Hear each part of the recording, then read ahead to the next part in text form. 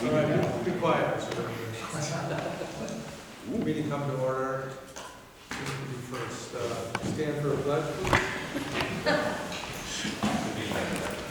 Allegiance to the flag of the United States of America and to the republic for which it stands, one nation, under God, indivisible, with liberty and justice for all. Everyone would turn off their cell phones or put them on silent. I would appreciate it. Clerk, can we have a roll call? Okay, roll call. If it works, it doesn't work. No, this shouldn't wait 10 seconds. Hit the wait again. It's a two-step. By the time I wait 10 seconds, I won't have anything to say. Good. It's not working either. Just push it once. Hold down. It's not as bad as the caucuses. Tech 11. Trustee Chamberlain. Here. Trustee Clayton. Here. Trustee Goldstein. Trustee Haber. Here. Trustee Hollander. Here. Trustee Jamerson. Here. President Norris. He's absent. All right, everyone have an opportunity to review the minutes. And I have a motion for approval of the minutes from January 21st. Any motions? I'll make a motion. Wasn't here, but Second. We have a motion. You can't make a motion. I don't think it can. Oh, well, then I won't make a motion. Okay, we have a motion. We have a second. Second. I have a second. I wasn't here, but I think there's Discussion. been, under the village attorney's report, Yes. it talks, the first two paragraphs are talking about development and plan commission, or sentences. And the third sentence is about that, and then the fourth sentence says they are also working on updating the personnel manual. That would be he's, He's, but not they, I am. mine says they are also working on. So it's not the plan commission that's working on it, it's Mr. Hoover, right? Right, and that was my comment. I didn't think the plan commission was working on updating the Okay. personnel. Do you accept that modification to the minutes? And the second, will you accept that? Who seconded it? Second. Okay, any other additions, deletions? In the paragraph under the treasurer's report that starts with the water fund, it should read, for the water fund, it should say cash and investments. And the sewer fund has, in the sentence, the third sentence, the sewer fund has cash and investments. What line is that? It's the first line and the third line of that second paragraph under treasurer's report. Page 6 of 61. Could you repeat that again? Sure. The sentence should read, the water fund has cash and investments. Thank you. Not cash investments. Okay. And then the sewer fund, it's the same thing in the sewer fund. The sewer fund has cash and investment. Perfect. Thank you. Any other changes? All in favor of accepting the minutes? Aye. Aye. Abstain. Abstain. Okay, so carried. All right. Pardon me? To my ear, Yeah. Engineers report. No. Thank you. Director of Community Services report. Plans have arrived, current plans have arrived for the hand car wash on 11 Saunders.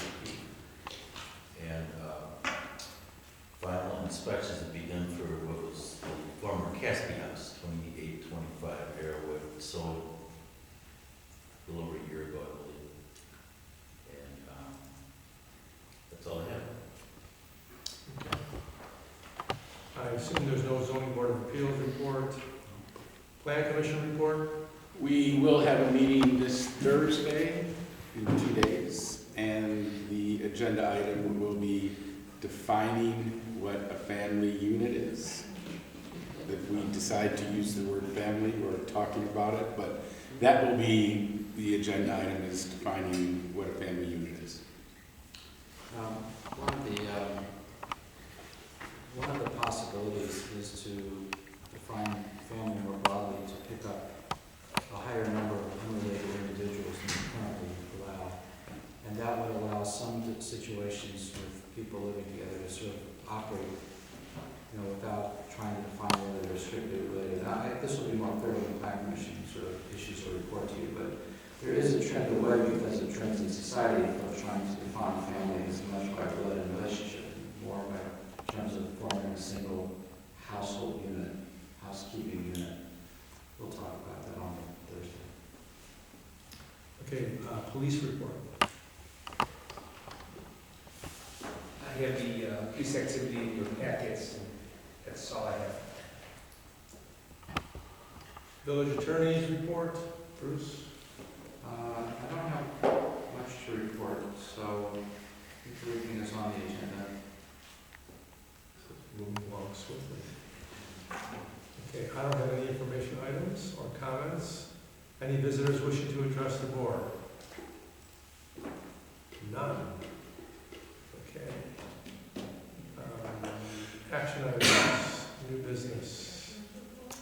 First item of new business is the acceptance of proposal by Lauterbach and Amen LLP to provide professional financial services and serve as finance director of the village.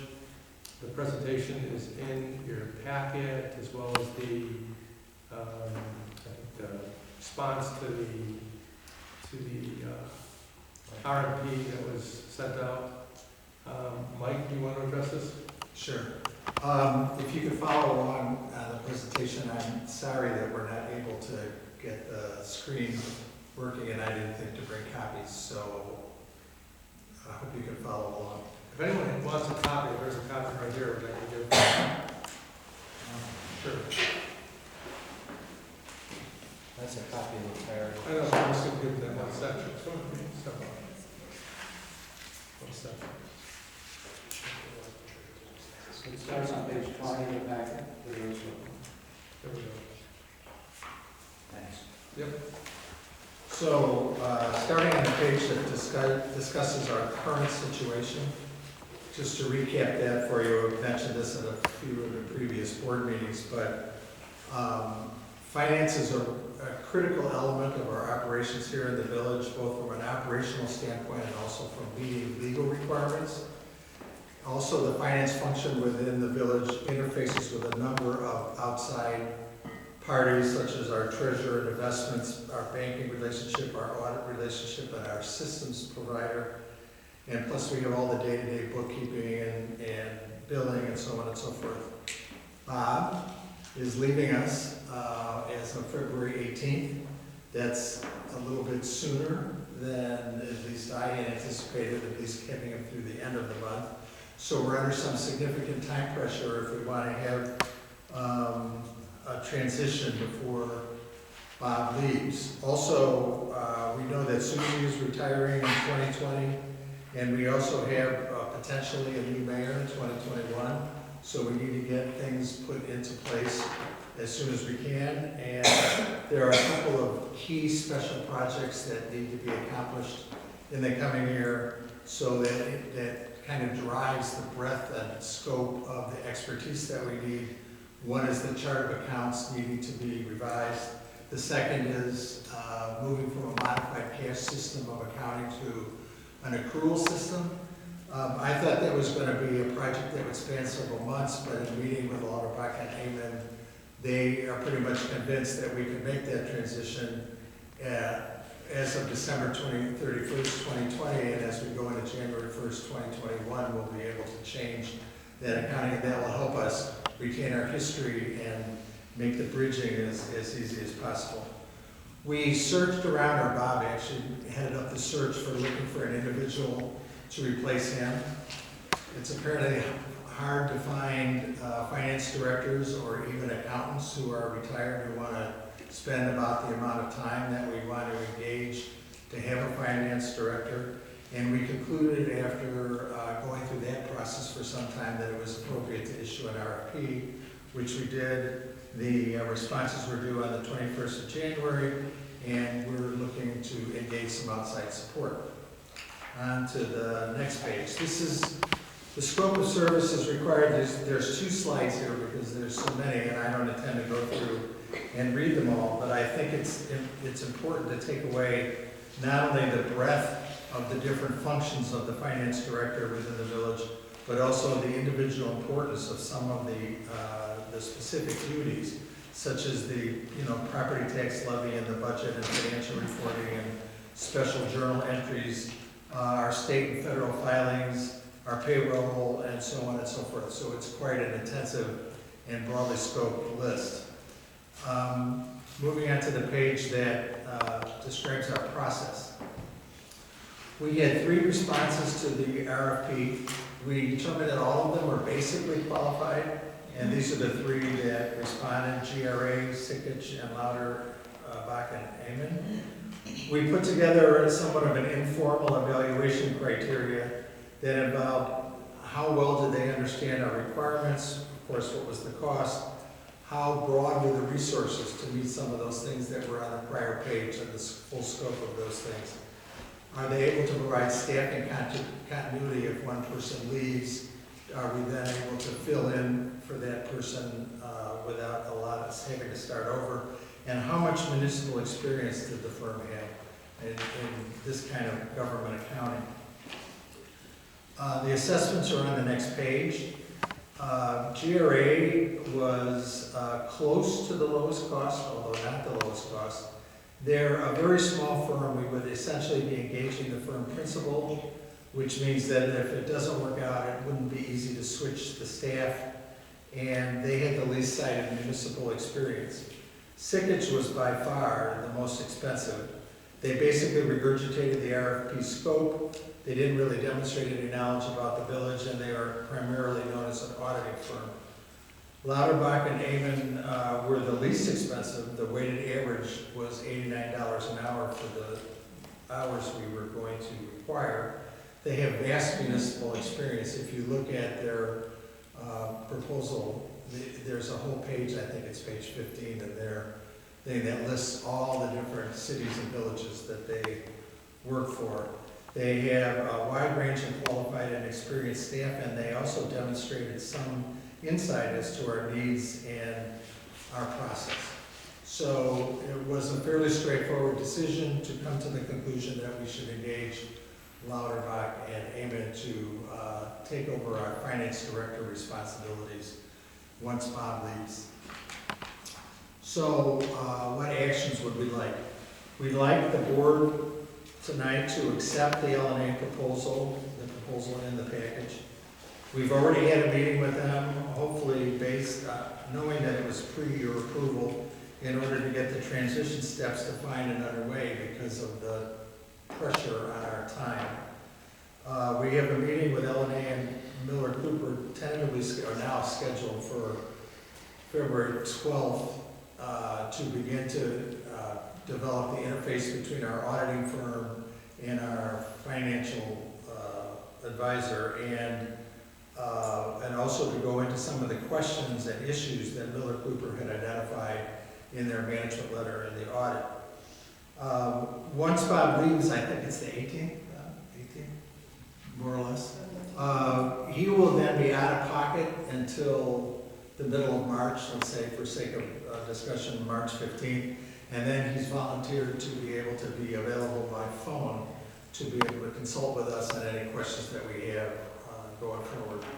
We have the March 3rd special board meeting on finances that we need to begin to prepare for, and that process has started. And the basic plan is to, after going through the transition period, is to undertake the chart of accounts update first. Then we will do the transition to accrual accounting at the end of the year, and clearly retaining the history and linkage is critical. In terms of the impact on our budget, it turns out that on an hourly basis, LNA is less expensive than our finance director, including his benefits. However, we're only getting about 250 and 270 annual hours from Bob, and the scope of the services here includes tasks that we are currently unable to address. Bob's had this list of things that he's been trying to get to for months and months, and it just keeps on getting kind of put off. The estimate that we have in the proposal is 470 annual hours, and that comes to a total fee of $42,180. This is an increase of approximately $20,000 that was not reflected in the budget. So, with that being said, I would like to move that we accept the Lauterbach and Amon proposal and that we ask the village attorney to finalize an agreement with them. Second. Discussion? Actually, I don't know if this is discussion more than something I wanted to also point out. I think once we get Joanne up to speed a little more, we might have some more efficiencies in our financial area. And so there will be quite a few hours required initially, but then we may be able to back off some of that. Correct. I have a couple questions. I'm sorry, Henry, were you next? No. Okay, you're next. So there's the proposal calls for a fixed monthly fee. Correct. So are we backing into the number of hours? Is that fixed monthly fee going to get us the 470 divided Yes. by 12? Right. For those number of hours? Exactly. They match to each other. So are they going to track their hours and bill us based upon those hours? Or are they No, we're just going set us a monthly to pay fee? the fixed fee every month. Okay, so how are we gonna know if they're over or under those hours? So in other words, because they talked about billing us for extra services. So if we don't use the 470 hours, is it an extra service? Or do we still have room in our 470 hours for that additional work? I think we won't have room within the 470 hours for any special projects that come up besides the ones that I mentioned. Because given the agenda of things that we have, either the backlog of things that we haven't gotten to, some of the, I don't want to say, some of the issues with the current processes that we have that need to be addressed, and then just going through the transition period and so on, I'm pretty confident that we're going to bump up against the 470 hours with no problem. And I think we'll be able to track, I heard your question about how to track that. And I think first of all, there's going to be someone on site here 1 or 2 days a week, number one, for a certain number of hours every day. And number two, we'll be able to tell from the amount of work that we're going, I think we have a pretty good insight as to how long it takes to do some of these things, and we'll be able to tell by the progress that they're making whether we're getting the hours or not. Okay. Do you anticipate that there's going to be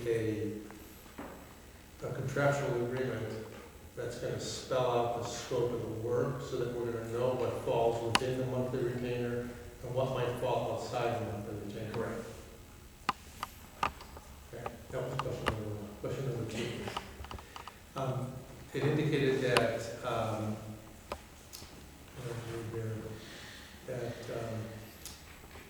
who was leaving in 2020? Susie. So do we know when in 2020 Susie's leaving? Right now, she indicated a desire to retire by the end of the year. I don't know whether that gets moved up or not, I don't know. Okay. That was all my questions. Anyone else have any other questions?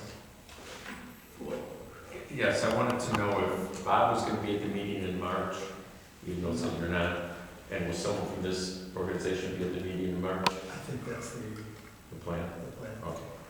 So I just want to make sure I understand the question that trustee Haber asked. And all the stuff that's listed here, if it takes them longer than 470 hours, they're not going to charge us for more, correct? Correct.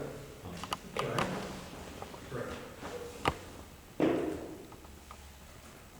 Right, any other questions? We have to have a roll call. Give a roll call on whether to accept the proposal by Lauterbach and Amon LLP to provide financial services to the village as a finance director. Trustee Chamberlain? Aye. Trustee Clayton? Aye. Trustee Goldstein? Aye. Trustee Haber? Aye. Trustee Hollinger? Aye. Trustee Jamerson? Aye. Before we leave this, Mike, I would just like to, on behalf of the village, extend our thanks to Bob. This will be his last official appearance, and he's made a contribution to the village that it's really how strong and how different our financial operations are since Bob has been here. So, thank you. I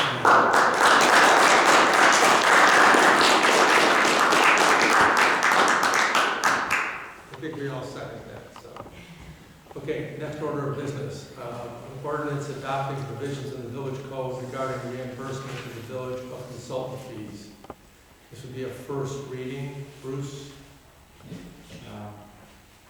There we go. So, when we were putting together the fee schedule, the update, we spent a lot of time working on the section about deposits for consultant fees. And along the way, we kept going through and tracking various sections where we say that applicants should pay us a deposit. They do it for certain kinds of special uses, for certain kinds of zoning applications, for mixed-use plan developments. There's a provision under the Woodland section for certain reviews. And we cite about 7 different sections, I think, in the fee schedule. But we had someone recently question why we were collecting these fees and what the authority was, so it caused us to go back and look again at what some other villages were doing. And I realized that we didn't have, and I'm sort of reminded us, we didn't have a general provision that just said, look, whenever someone comes to the village and requests some action, which requires the village to go out and get outside consultants, we're going to seek reimbursement and a deposit to cover those expenses. This particular set of provisions I had was modeled somewhat on what the village of Schaumburg is doing. I always go back and follow if I find something Jack has done. And so we put it together, and there are a couple of questions to make sure that if, for example, the board sets a particular policy in the fee schedule that it wants the deposit replenished at a certain level, we don't want the general provision to necessarily interfere with that. So we might try and link these together and say, by the way, if there's a particular replenishment schedule or policy in the fee schedule, then the Director of Community Services will implement that or something like that. And that was one idea that we have about just tying them together. But anything else you have, the idea is just to make sure that if we're operating somewhere other than under one of those particular sections, we have the authority to collect the deposit. So I have a question. Is there a reason why we're limiting it to the determination by the Director of Community Services as opposed to determination by the Director or the Board? No, it's just that in most villages, they never get to the board level. It's always done at an administrative level. I realize that we're somewhat flat hierarchically. We could say the village president or the Director of Community Services. I don't, if you want it to come to the board, it can, but I mean, there's so many instances where it comes into play, it might not be that workable. It's somewhat related to my question, and that is this how we actually do it now? And if it isn't, is this how we should do it? And what I'm wondering is if the building department has reviewed this, because as a practical matter, things come in, sometimes it's just somebody standing at the desk in front of Megan saying, oh, hey, I want to do this, and Megan has to make the determination, yes, this should go to Rob, or, oh no, this is one of those easier permits, there's a lead fee, I can just take care of this. So I know it's been somewhat informal, so I'm just wondering how much consultation you've done with the building department and what's workable. We've done some. Certainly, well, we talked a little bit about the cutoff points for what kind of deposits. Most of the time it does go to Bob, but I think we should take some time and think about this. Certainly it could be the director or the director's designated agent, but realistically, how many different people do you want making that decision in the village of our size? So it's going to become another question. I don't have a question, but I was going to say something to Trustee Cameron. We did talk about this, and we've been working on the fee schedule part of it for about a month and a half, trying to figure out where to put it, how to say it. So, is there any concern, I mean, I know Rob's a very fair-minded person, but is there any concern that this could be done fairly arbitrarily by the Director of Community Services? I think the criteria that's listed here is kind of general, and there's no statement even that it's to be done fairly or consistently. We refer to that as the Siegel standard when we look at drafting, but what we, We have the approval of the president. yes, we could do that. I've heard this comment several times now that we should have a little bit more of some kind of procedural safeguard. One is to, if we've given specific direction in the fee schedule for what we want the amounts to be for the initial deposit and how we want them replenished, then they should follow that, and maybe, you know, for, That was something that yeah. Were you concerned about the amount of the fees or the, well, you know, if I come in and I'm building a new addition to my house and he likes me, then he's gonna give me a low number. no, it's not, because it's specific to. But it doesn't say that, it doesn't say. No, but it says it in the fee schedule, which we're It talking about. doesn't say it here. Yeah, that's But what it says it in the fee schedule, which we're talking about next. I know. What I'm saying is, I think this should be tied, where we give more particular direction in the fee schedule, that they should follow that, but that was what I. Yeah, and I understood Mark's comment to mean that in some instances, one might suggest that we need a consultant, but in other instances, maybe no, you just don't need a consultant. So in that case, it would be no fee or some fee. Correct. And that could potentially happen just by the determination of the Director of Community Services. Well, you know, they. Right, but somebody has to make that determination, Right. and he's the one that gets the plans for review. And so if he looks at it and he says, we don't need the ecologist, we don't need the engineer, we need the fire department because it's a sprinkler system, then he's gonna make that determination. As soon as there's one consultant needed, it triggers the fee schedule, which then tells you how much you have to deposit. Now, if you want, we could also build in, if someone disagrees with the requirement that they have, you know, right to bill the village president, you could put that in there, or more if you wanted. I mean, there's all kinds of, Makes it a little bit too I complicated. don't think we want people constantly questioning. I mean, the check on it is that if you ask for a deposit for the money that's not needed, then the money is sitting there, and then it does start to look crazy. But if you don't ask for one when it's needed, then we're gonna end up chasing for reimbursement. So we don't get it, that's the problem.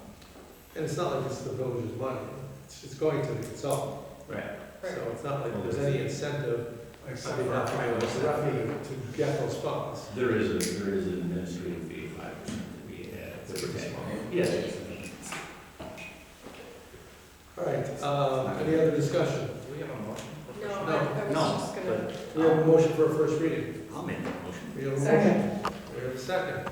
Now that we have any further discussion, since we put the cart before the horse, no other discussion, do we want to have a voice vote? Voice vote? Voice vote. First reading, always voice vote.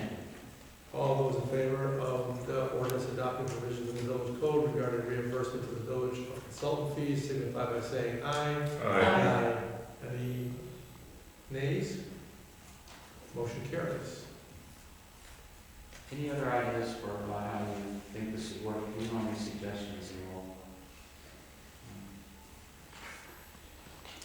All right, going on, old business.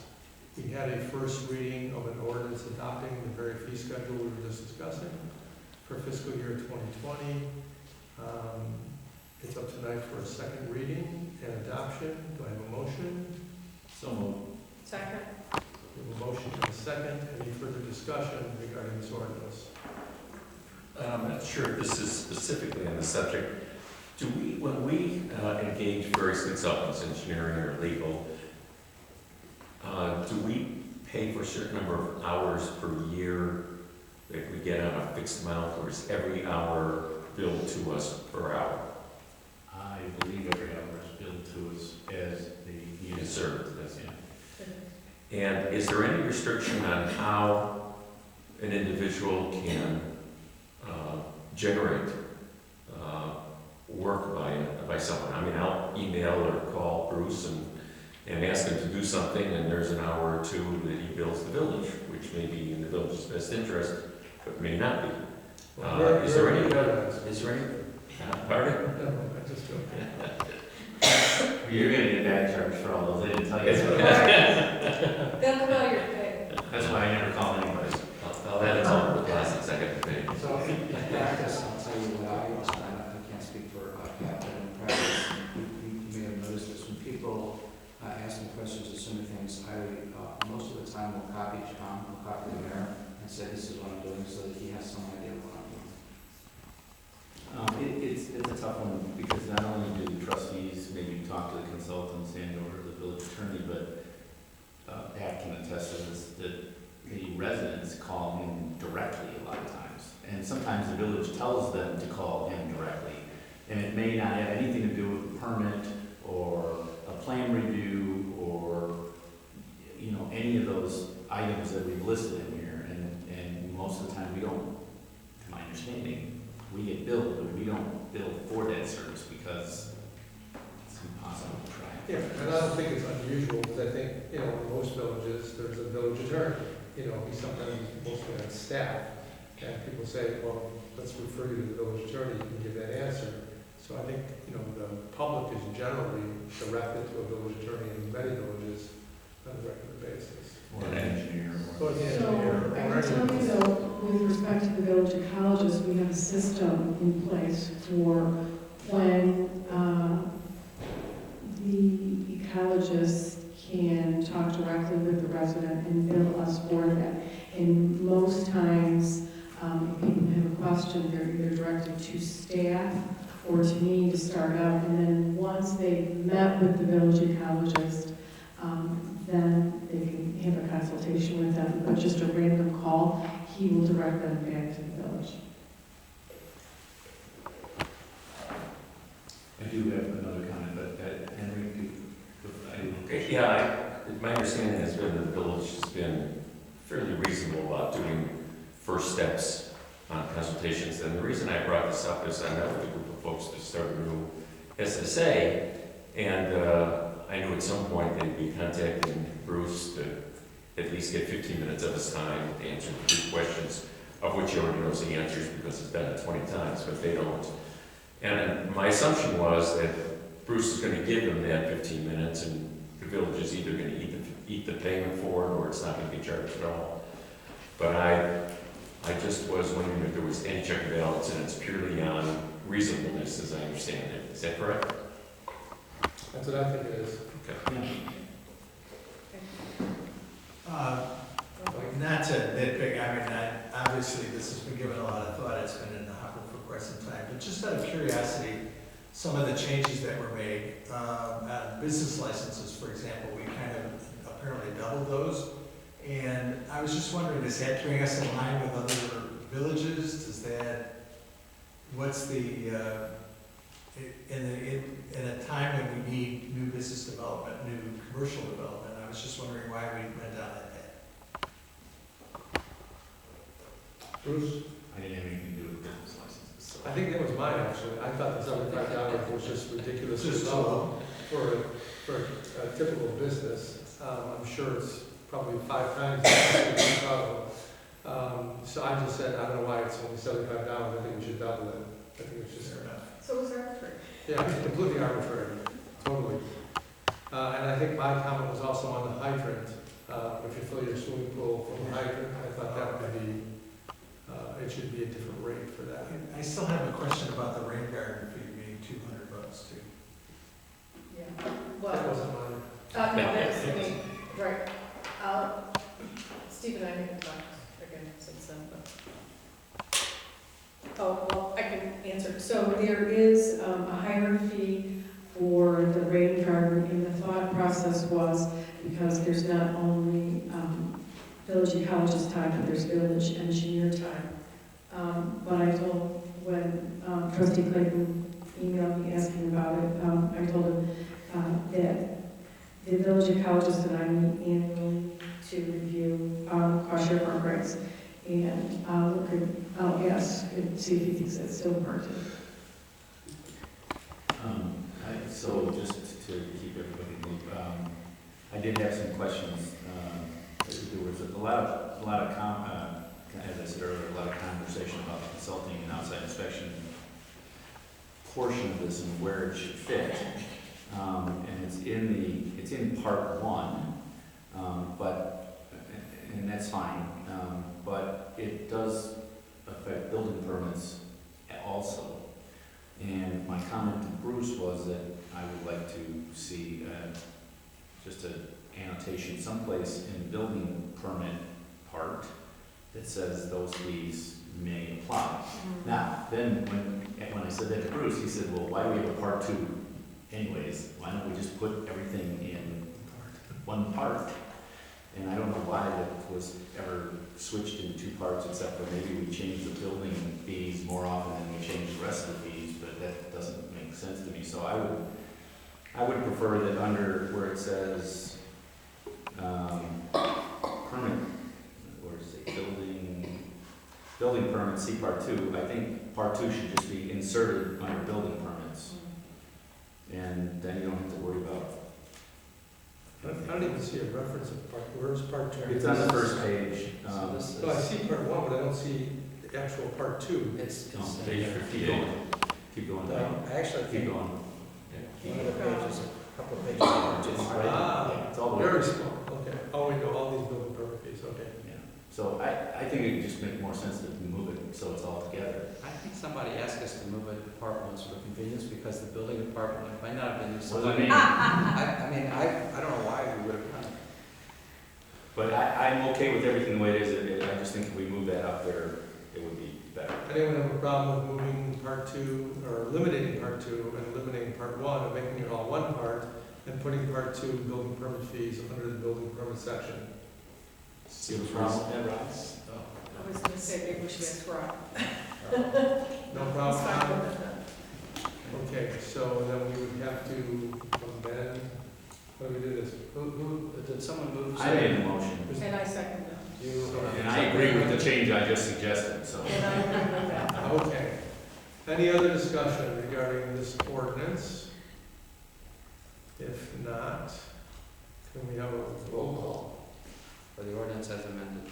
for the ordinance as amended to adopt the fee schedule for fiscal year 2020? Trustee Clayton? Aye. Trustee Goldstein? Aye.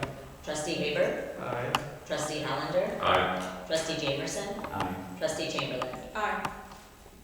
Okay, Karen, Can we have an ordinance number for that? Ordinance, 200202. Thank you. twos. All right, standing committee reports. I don't have anything. Trustee Chamberlain, I have been in Hawaii, so that is my only report. did you have a good time? I did. You didn't get much tan. You didn't go on a helicopter? I used suntan. I used sunscreen. I did not go on a helicopter. Are you gonna do signage? The agenda is signage. Oh, so I had, sorry. I had Joanne remove it because I'm waiting for some additional information that I don't have yet, so we're going to do the next agenda. As it relates to that, Hawaii? is it no, the signage? Yes. Is there a way to address it after our March meeting? Because the cost of the signage is probably going to be over $100,000. And I'd like to have a little more information before I have to vote on it. Well, here's the problem with that. We want to move as quickly as possible because our, the sign company has been holding off the manufacturer of the digital portion whose prices are going up and asking if he would hold the price for us. And so I didn't get a time frame, but he's expecting a decision in February. Okay. Do you want to inquire, so we're going to hold the price until March? Yeah. I can do that. So Would that be? I can do that. We've really been pushing a lot with him, so, but I can't do that. However, perhaps we can also get some financial information to you early. That's not going to be helpful because I'm assuming whatever it is, it's going to be over $100,000. Yes. Okay. And that's a significant number to me. And we're going to be going over the village finances within a matter of literally 4 weeks after this. And I'm not sure where I'm at with it. So if you're willing to risk at least one vote, possibly. But I won't be here on the 18th, so actually I'd like to be able to weigh in on it myself. Yeah, I just would want, I want to feel more confident about spending $150,000 until I know where the village stands. That's not that I'm against science, I just, I mean, obviously, if the motion's brought up and there's a second, then it's called, and we'll see what happens at the next meeting. But maybe trustee, you can I find will do out if it. it's possible. Okay, thanks. Trustee Jamerson. Building report is in your packet. I had some questions about it, which I will talk to Rob about afterwards. There's no sense in bringing it up now, but it's there. So I had nothing other than say that. Thank you. Trustee Goldstein. Yeah, just a short report. We have approved through our website to make it easier to order plants for the plant sale. And we're going to be more information about phase 2 on the website hopefully next month. Okay. Trustee Hollander. no report. Trustee Clayton. Nothing further. Any reason to go into executive session? Next meeting is scheduled for February 18 at 7:30. May I have a motion to adjourn? So moved. Second.